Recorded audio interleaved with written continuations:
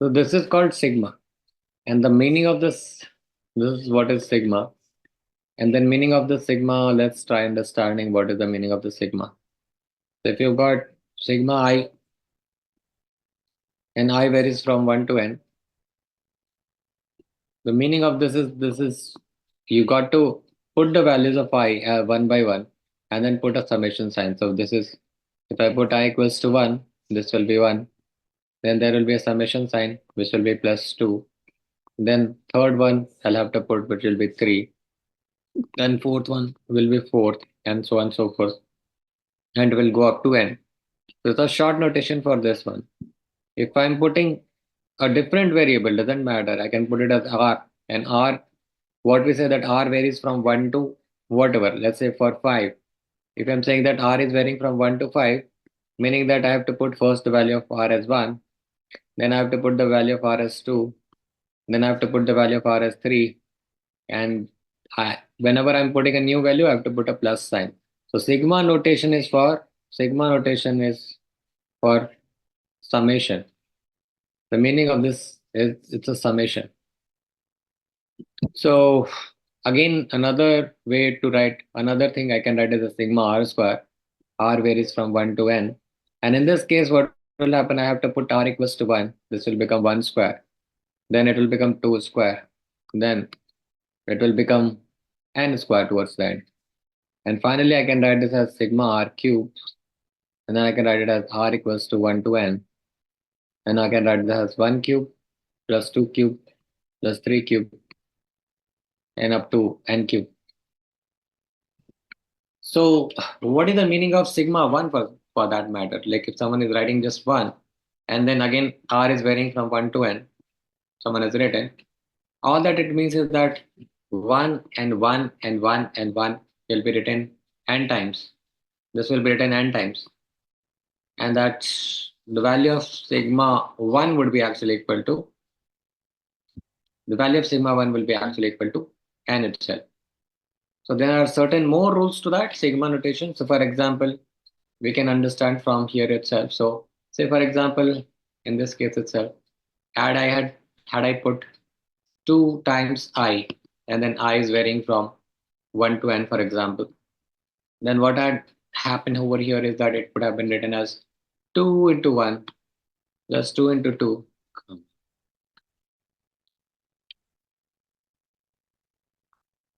2 into 2 plus 2 into 3 plus 2 into n. And then I can take out 2 common and then I can also write it as 1 plus 2 plus 3 plus n. And the reverse of this, I can write this as 1 plus 2 plus 3 plus n of sigma I equals to 1 to n and I. So what we are trying to actually explain here is that if you have got a constant multiplied to a variable, you can take out the constant from the sigma notation out and you can deal with just the variable and that will be okay. Even if it is in division, that is the same principle you can apply. So in general, I'll just write it down. In general, if you've got something like say at cube plus bt square plus ct plus d, this is what you have, wherein your t is varying from 1 to n. You can write this down as, first of all, you can as well do this, I didn't tell you, but you can actually split it like this too. At cube and then t equals to 1 to n and then bt square t equals to 1 to n, then ct t equals to 1 to n, and then sigma d t equals to 1 to n. In the next step, you can take out a here and then write it as t equals to 1 to n t cube, and then you can write as b t square t equals to 1 to n, and then you can write as c t equals to 1 to n, and then you can say this is d out and this will be sigma 1 t equals to 1 to n, and then you can solve this further. So the rules here is that if there is a constant multiplied, you can take it out. If there is a summation within the sigma notation, you can split it like this too. Okay, now using this, the first one, some special series we call them.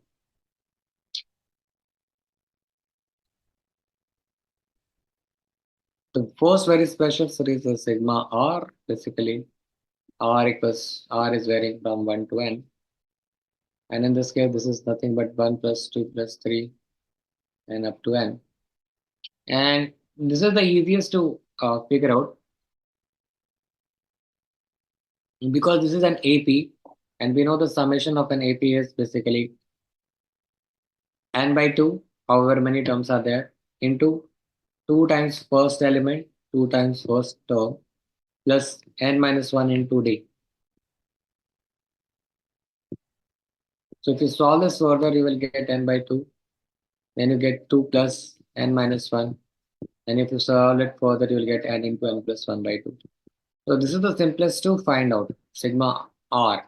Okay. So 1 plus 2 plus 3 plus n. The next series is sigma r square. And r varies from 1 to n. This means that this is nothing but a 1 square plus 2 square plus 3 square plus n square. And that's actually equal to n into n plus 1 into 2n plus 1 by 6. So as I said, I will just try to derive this one.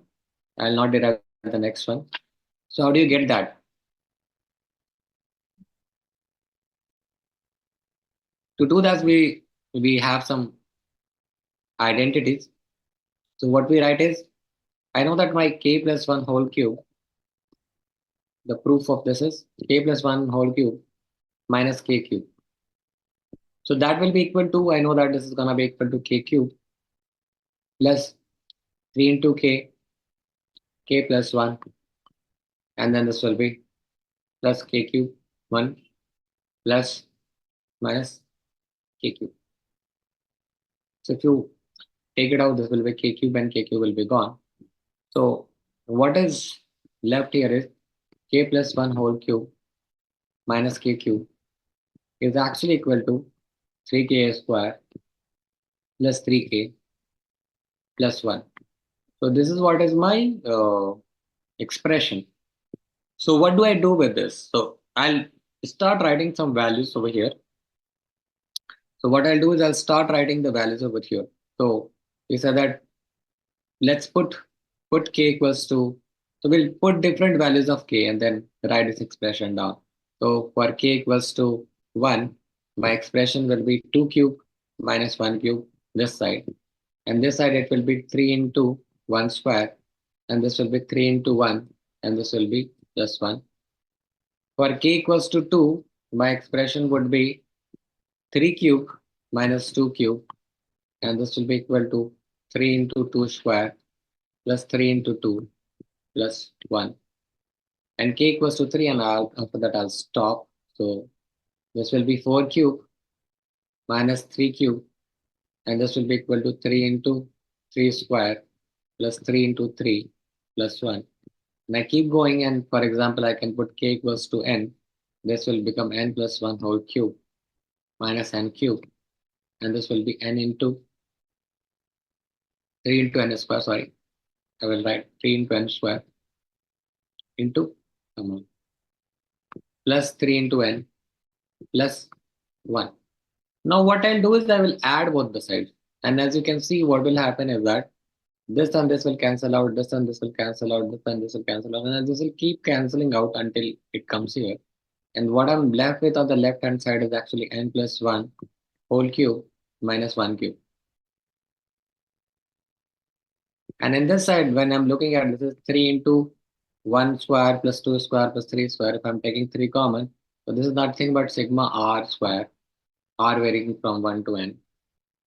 And if I'm summing it up, all this, what I'm getting is 3 into sigma r varying from 1 to n.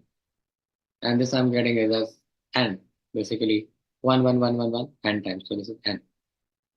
Now I can solve this side as well. This will become n cube plus 1 plus 3n, n plus 1 minus 1.